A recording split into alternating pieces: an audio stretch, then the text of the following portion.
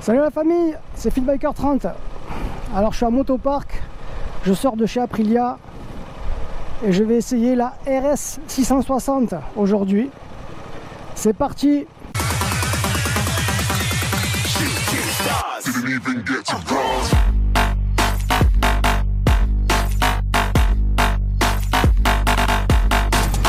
Bon, elle est toute sale parce qu'il y a eu des grosses pluies pleines de sable.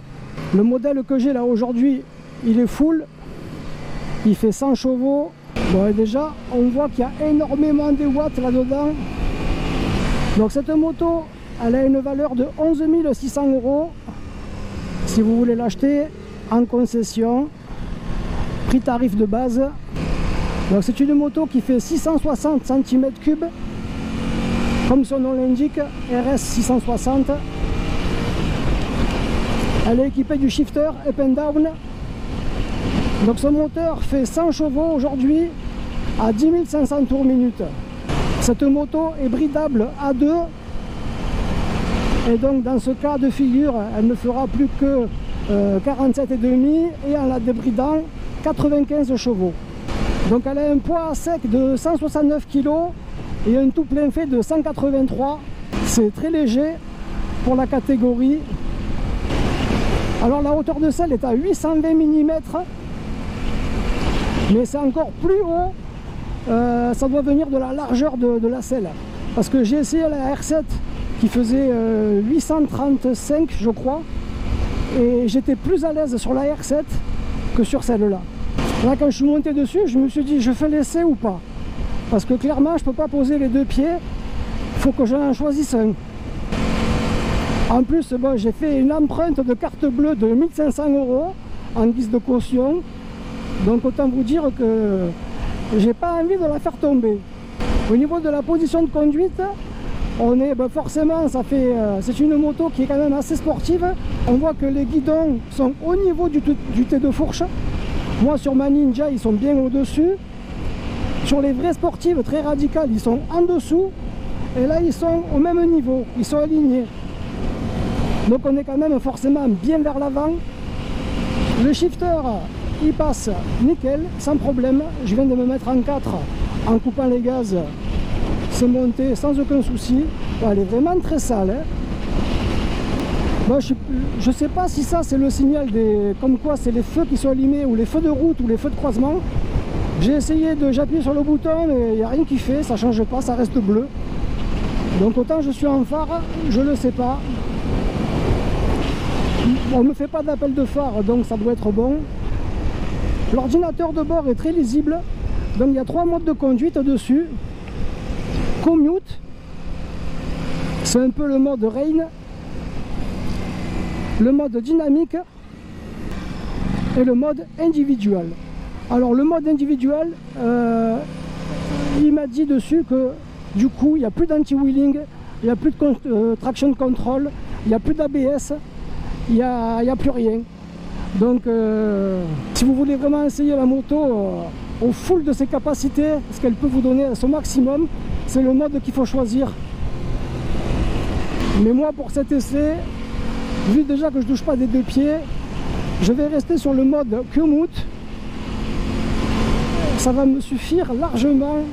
Bon, ça fait très envie que j'ai envie de faire cet essai de la RS 660. On entend dire que c'est la moto numéro 1 des permis A2, qu'il n'y a pas mieux. Donc voilà, je pourrais pas vous dire vraiment si c'est le cas, puisque c'est pas une A2, celle-ci elle est full. Elle fait un joli bruit pour un bicylindre. La lisibilité dans les rétros est moyenne. Dans le rétro droit, j'ai 50% du rétro qui est caché par mon bras droit. Et dans le rétro gauche, il est masqué à 40% par mon bras gauche. Sortie de rond-point.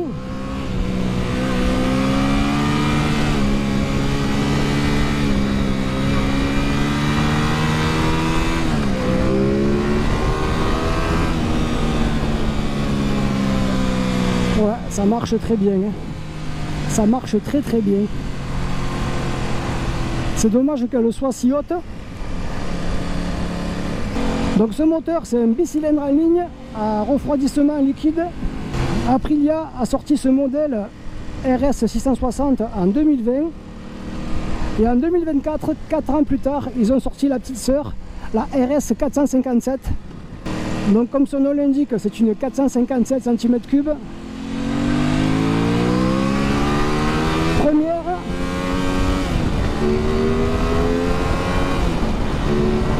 Hop, hop, hop, hop, hop, hop, hop, hop. Oh, les freins. Les freins. Les freins, c'est de la folie. Ça freine très très très fort. En même temps, il vaut mieux parce qu'elle part comme une balle. Là, je vois bien qu'il y a 30 chevaux de plus par rapport à la mienne, clairement. Cette moto a une vitesse maximale de 240 km/h.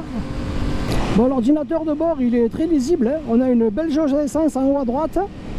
On a la température du liquide de refroidissement à gauche. On voit que je suis au milieu de la courbe. Joli compte autour gradué jusqu'à 12 000 tours. Une zone rouge qui démarre à 11 500, donc il y a de la marge. La vitesse en gros, le rapport de vitesse engagé à droite en bleu. Température extérieure de 24 degrés. On a également l'heure, 15h16. Ah, il y a écrit en dessous mode de feu automatique. Ouais. Et après, bon, le compteur kilométrique, les tripes, tout ça, c'est donné aussi. Cette moto, elle a un réservoir de 15 litres. C'est correct, comme la mienne. Sa consommation est donnée pour 4 litres 9 au 100 km. Donc ça lui confère une jolie autonomie de 306 km avec un plein. Donc là aussi, c'est tout à fait correct par rapport aux concurrentes de cette catégorie-là. Allez, on essaye de doubler.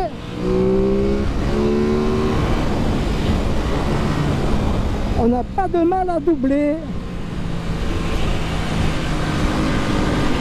On prend 130 comme qui rigole. Le vendeur m'a dit, vous pouvez y aller, les pneus ils accrochent hein, au bout de 10 km. Je vais vous les montrer après, les pneus. Ils sont magnifiques, ils sont larges. C'est du 180 derrière. Waouh. C'est vraiment sympathique. Hein. Bon, il y a une petite bulle, comme d'habitude, qui ne sert pas à grand chose sur ce genre de moto. C'est plus pour la décoration, je crois. Parce qu'au niveau prise vent, c'est exactement comme si j'étais sur un roadster. Cette moto est équipée également du régulateur de vitesse, ici. Après, bon, tout est classique. Un clignotant à gauche, les boutons pour naviguer dans l'ordinateur de bord ici, appel de phare de ce côté,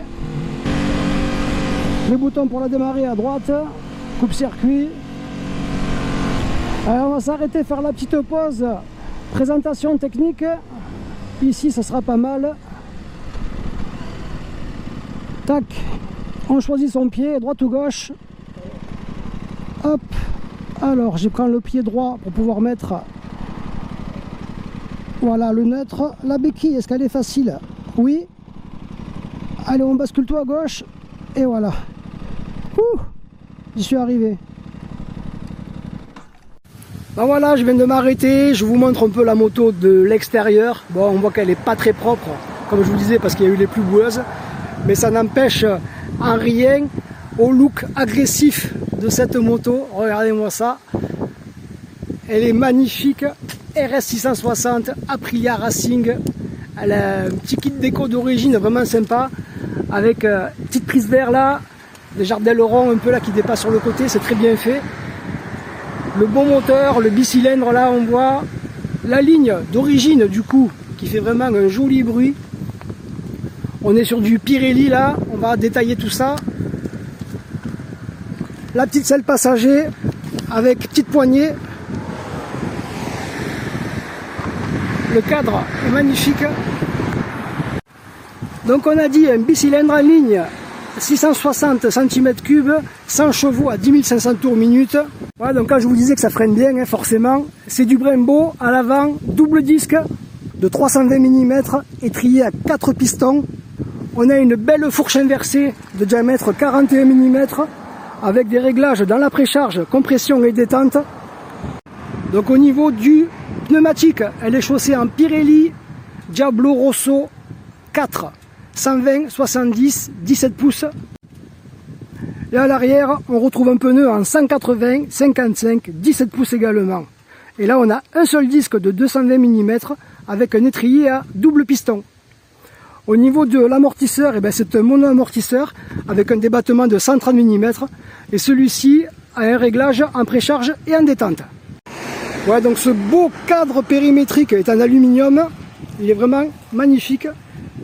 La moto a une longueur de 1995 mm et un empattement de 1370 mm.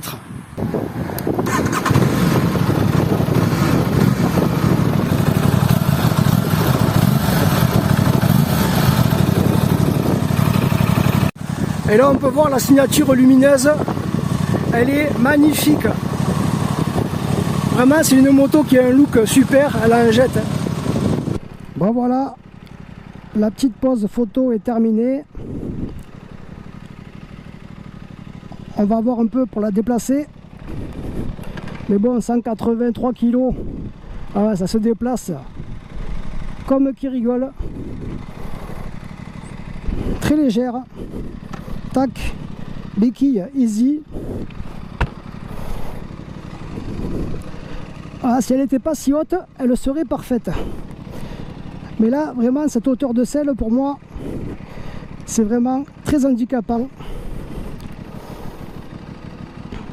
Donc allez, on va tester le mode individual pour voir un peu si ça change quelque chose. Donc c'est le mode où tout est déconnecté. Ah, l'ouverture des gaz. Il y a un petit son mélodieux qui s'échappe. La selle de cette moto est très confortable. Hein. Je vois la différence avec ma Ninja, où moi, au bout d'un quart d'heure, je commence déjà un peu à me tortiller. Je vois qu'elle est plus moelleuse celle-là. Si on veut, pareil, on peut bien se caler derrière pour avoir une position sportive et rentrer vraiment à l'intérieur de la moto, de façon à faire qu'un avec elle. Bon, j'ai pas choisi la meilleure route pour faire mon essai, moi. Il y a de la circulation, il y a de la ligne blanche. Allez, les gens se poussent pas trop.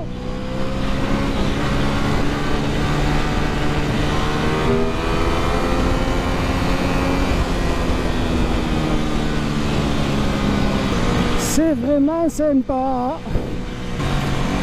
Bon, un grand merci à la concession Aprilia de Motopark à Morio, super concession. Si vous cherchez une Aprilia ou une Moto Guzzi ou un Vespa, il y a du choix là-bas. Le vendeur est très sympa, sur qui je suis tombé. Allez, on va se faire un petit... Allez, et c'est parti. Oh, telle une balle. Bon allez, on va changer de mode hein, parce que alors là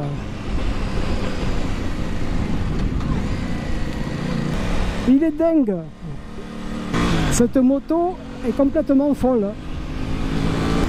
Dans les occasions de ces bécanes, on commence à en trouver dans les 8000 € là en ce moment, des 2020. Ça peut être un bon choix pour une occasion. Malgré que ce soit une italienne, ça reste une moto très fiable. Ça n'a rien à voir avec les italiennes des années 90. Ouais, c'était un super essai, vraiment emballé par ce moteur qui en offre vraiment beaucoup. Ça, il est généreux, il n'y a pas de souci. Voilà, pour quelqu'un qui va mesurer plus de 1,70 m, je pense que c'est un très bon choix de sportive. Et à deux, alors forcément, n'en parlons pas.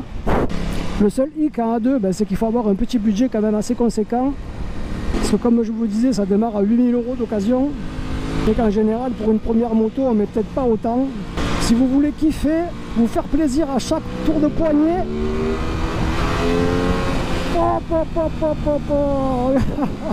Les voyants qui s'affolent et tout. Qu'est-ce que c'est bon! Bon, je vais vous le dire parce que ça se remarque peut-être pas comme ça sur la vidéo, mais on est en été. Oui, oui, oui. Là, aujourd'hui, on est le 22 juin. Donc c'est l'été, mais bon, ça n'a que le nom. Regardez-moi ça. Qu'est-ce que c'est bon! Merci Aprilia de nous faire des motos comme ça. Petit coup de shifter et bam. Allez, ça y est, retour à la base. Bon, il m'a laissé 40 minutes, ça va, c'est 15h40. Je suis dans les temps pour amener cette moto. Même si j'ai pas trop envie de la ramener, hein, je dois vous dire que je la ramènerais bien à Bellegarde si je pouvais. Marc, au pire, je la ramène à Bellegarde. Il m'encaisse 1500 €. C'est bon, hein? Bon, le seul reproche que je peux lui faire, hein, c'est sa hauteur de selle de 820 mm.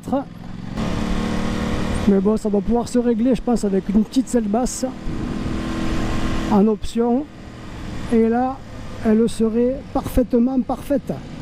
Allez, on la ramène. Bah, ben voilà la famille, hein. On arrive sur une fin de vidéo. J'espère que celle-ci vous a plu. Si c'est le cas, ben, n'hésitez pas à mettre un petit pouce bleu, un petit commentaire aussi pour me dire ce que vous pensez de cette moto. Peut-être que c'est la vôtre.